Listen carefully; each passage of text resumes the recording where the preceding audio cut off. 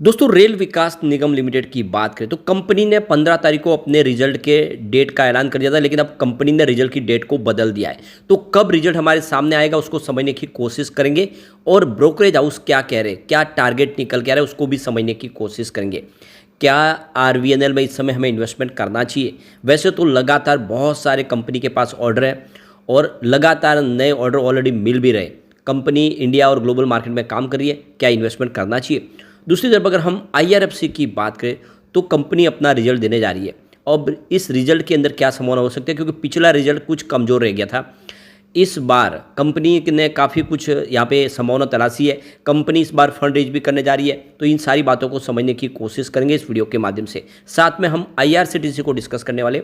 IRCTC से भी कुछ अपडेट निकल के आ रही है। आईआरसीटीसी जो रेलवे सेक्टर के लिए एक मजबूत कंपनी है, जो ऑनलाइन टिकट भी बुक करती है और साथ में बहुत सारे टूर ऑर्गेनाइज करती है। क्या दाव लगाना चाहिए? यहाँ पे हम कोफर्स को डिस्कस करने वाले। यहाँ पे बहुत ही ज़बरदस्त डिविडेंड देने जा रही है और काफ़ी अच्छा बिजनेस रहा है। इस बार रिजल्ट भी काफ़ी शानदार है। तो इन सारी बातों को जानेंगे इस वीडियो के माध्यम से। लेकिन फ्रेंड, उससे पहले अगर आप पहली बार हमारे चैनल पे आए तो चैनल को सब्सक्राइब कर दीजिए, एक बेल आइकॉन दबा दीजिए ताकि जब भी नया वीडियो बने पहला नोटिफिकेशन आपको मिले। वीडियो पसंद आए तो लाइक शेयर जरूर कीजिए।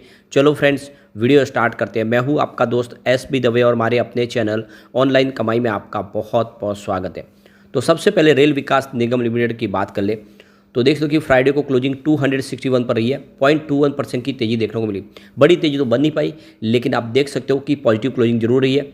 अब यहाँ पे जो सबसे बड़ी अपडेट निकल के आ रही है, रेल विकास निगम लिमिटेड ने एक्सचेंज को जानकारी दी है कि उन्होंने जो अपने रिजल्ट की डेट थी उसको बदल दिया है। तो रिजल्ट हमारे सामने आने वाला था 15 तारीख को।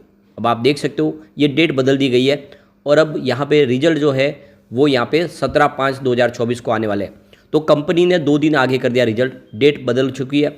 तो अब आपको जो रिजल्ट है वो 17 तारीख को ही मिलेगा और रिजल्ट बेहतर रहने की पूरी उम्मीद है। तो कुछ कारण हुए होंगे जिसकी वजह से इन्होंने इस डेट को बदला है। अगर हम पिछले रिजल्ट देखें तो लगातार हर साल रिवेन्यू प्रॉफिट में काफ़ी अच्छी वृद्धि देखने को मिल रही है।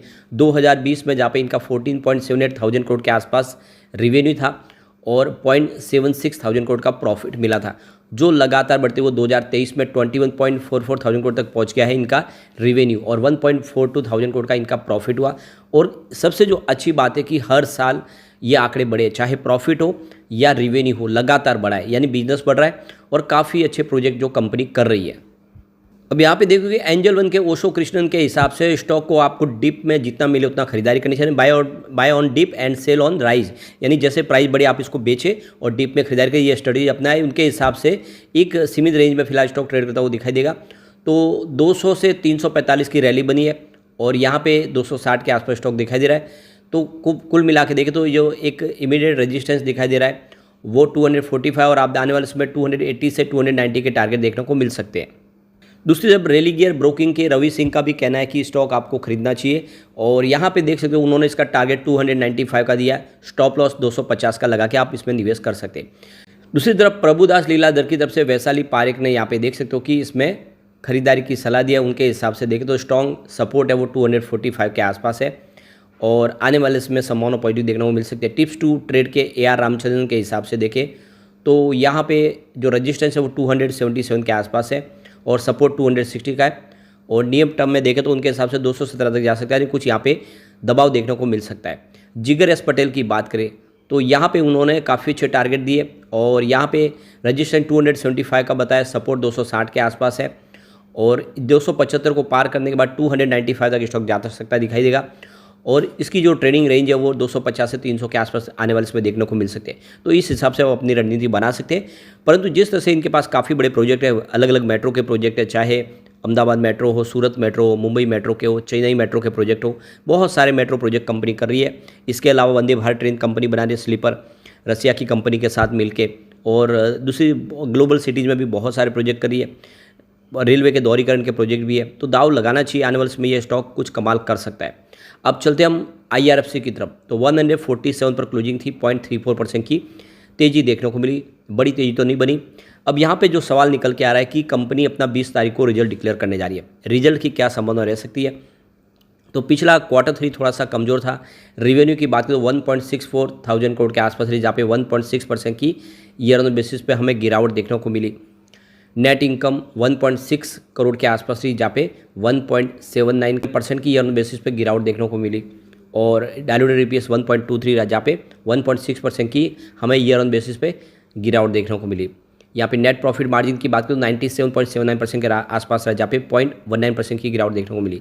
लेकिन अगर हम इसको ईयर ऑन बेसिस पे देखें तो हमेशा बहुत ही शानदार रिजल्ट देखने को मिला हमें 2020 में, जहाँ पे इनका रेवेन्यू 13.42 थाउजेंड करोड़ के आसपास था और प्रॉफिट 3.19 थाउजेंड करोड़ के आसपास था।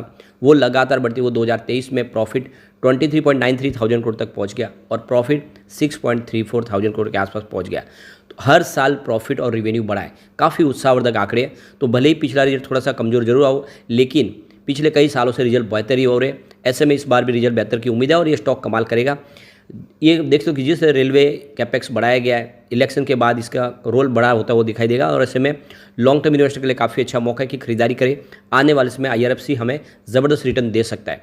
अब चलते हैं हम IRCTC की तरफ। तो 995 पर क्लोजिंग थी, 0.97% की तेजी देखने को मिली।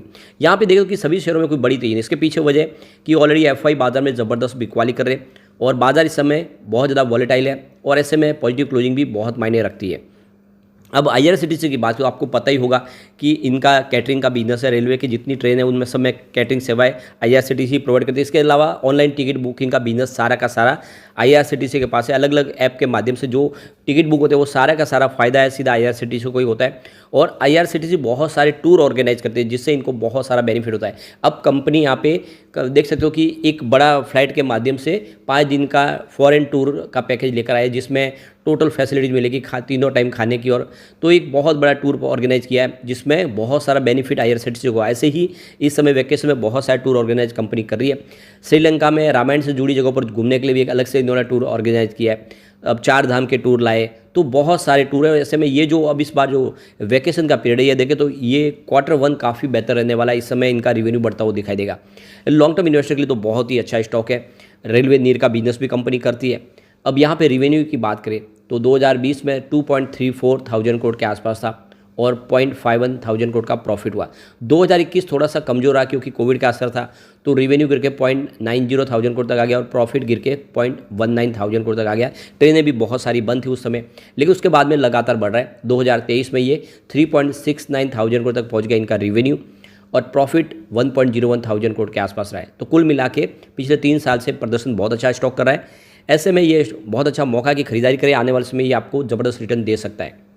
अब चलते हैं हम कोफोर्ज की तरफ। कोफोर्ज की प्राइस देखें तो 4465 के आसपास रही है और यहाँ पे 3.80% की शानदार तेजी देखने को मिली है हमें फ्राइडे के दिन। अब कोफोर्ज की बात करें, कोफोर्ज ने यहाँ पे डिविडेंड का ऐलान कर दिया है। इसकी अनाउंसमेंट डेट थी 2/5/2024 और रिकॉर्ड डेट है एक्स डेट 15/5/2024। तो 15 तारीख के पहले अगर आपके डीमेट अकाउंट में शेयर आएंगे तो आपको बिल्कुल इस डिविडेंड का फ़ायदा मिल सकता है। तो कंपनी यहाँ पे देख सकते हो कि काफ़ी शानदार यानी 190% का डिविडेंड देने जा रही है। 19 रुपये का पर शेयर आपको डिविडेंड मिलने वाला है। तो यहाँ पे कोफोर्ज में आप इन्वेस्टमेंट कर सकते हैं और लगातार पिछले कई समय से 19 रुपये का डिविडेंड कंपनी ऑलरेडी दे रही है। रिजल्ट काफ़ी अच्छा रहा है। देख सकते हो कि मार्च 2023 में इनका रेवेन्यू 2173 करोड़ के आसपास था, वो मार्च 2024 में बढ़ के 2368 करोड़ तक पहुँचा है। तो काफ़ी अच्छा बढ़ा है रेवेन्यू।